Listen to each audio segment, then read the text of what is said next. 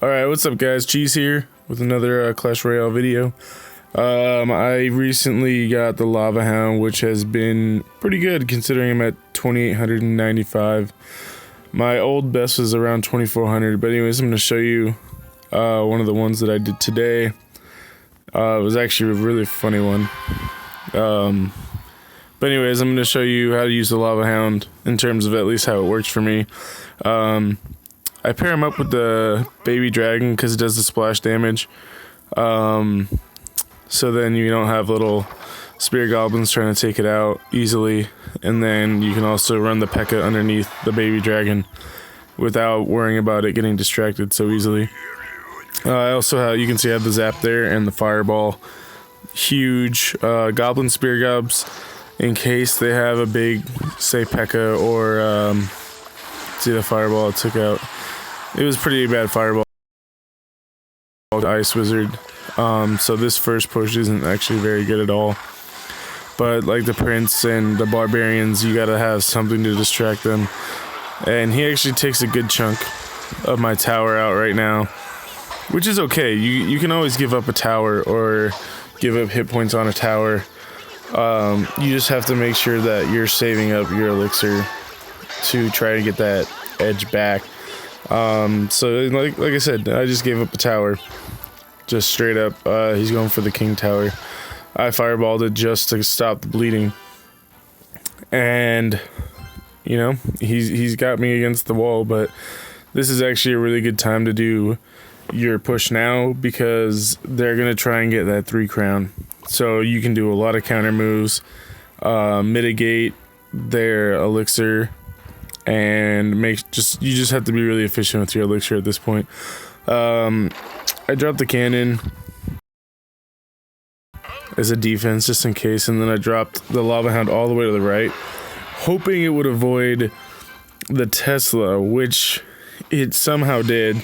I think it was just far enough over, and then I decided to drop the mini P.E.K.K.A. all the way in the back just to do more time on that Tesla. And then I zapped spear goblins to get rid of those. Dropped the baby dragon. He's gonna take out that.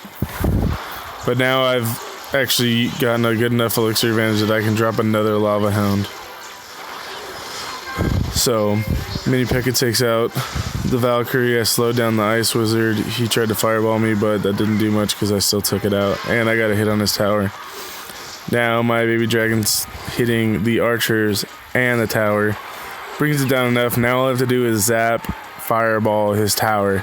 But he somehow didn't realize that, which works out great for me because now I'm going to put down my goblins. And it's going to take out the knight. Sorry, the prince. So I fireball that and zap, and he thought he won, which obviously he didn't. The spear gobs are distracted, which is perfect. And now I have another Lava Hound to drop with the spear gobs, and I have a huge push going. They're going to take out this Valkyrie. He wastes a fireball. So now he's pretty low in elixir. And this is when I drop the mini P.E.K.K.A. Takes out the Tesla in one shot. Now he has all this cover helping him out. Get a bunch of damage on his tower. Now I max out on elixir again. Like I said, still have the advantage. Dropping the spear goblins all the way over so that the Val can't get to him. Zapped cannon for defense just to mitigate this push over here, and then just to all out push to the front. I got the mini P.E.K.K.A. going at it and the baby dragon, so now it's all over. He can't win. And I just turned what he thought was going to be a potential 3 crown into a 3-1 victory over him. So all in all, it didn't start off too well. Sometimes you just don't have the good starting hand that you want. So sometimes you just gotta cycle through. Just make sure that you're keeping the elixir trade on your side, keeping the advantage your way. I actually wanted to show you another deck that I have. This one with the 3 musketeers. Yesterday I was playing it in the friendly battles, and I wrecked Holden McGroin like probably 10 times yesterday. And there was nothing he could do about it. He knew exactly what my deck was every single time. and he just couldn't beat it. I accidentally brought it into multiplayer, and I actually won 2 battles, and then I lost one. I don't even know how I won one, but as soon as I got into a fireball match with somebody, they took it out with 1 shot. So that actually screwed me up. Anyways, let's do one. Let's see how it goes. So the problem with the lava hound is that if they have a minion horde, they can take out the lava hound pretty easily. And the benefit of the lava hound is the lava pups on the tower, because they can completely take out a tower. So the minion horde completely mitigates that. So you have to have some way of taking out the minion horde, which is normally why I have a fireball, but I hate using the fireball because the minions move pretty quickly. So the 3 musketeers basically do that for me. But like I said, the problem is if someone fireballs me, the guy that I played when they took me out, 1-shotted them. So I'm just gonna wait, see what he plays. Apparently his hog doesn't want to go to the cannon, so I had to drop a bunch of troops on him to try and take him out. Luckily the skeletons took out the giant and I had the minions back. So this push is just a scrap. Luckily I saved my tower.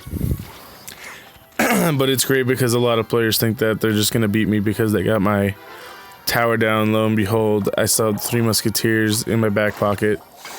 I was actually playing this one with my brother. He's like, dude, you're screwed. And I was like, yeah, I think so. But I hung on. I dropped my lava hound again.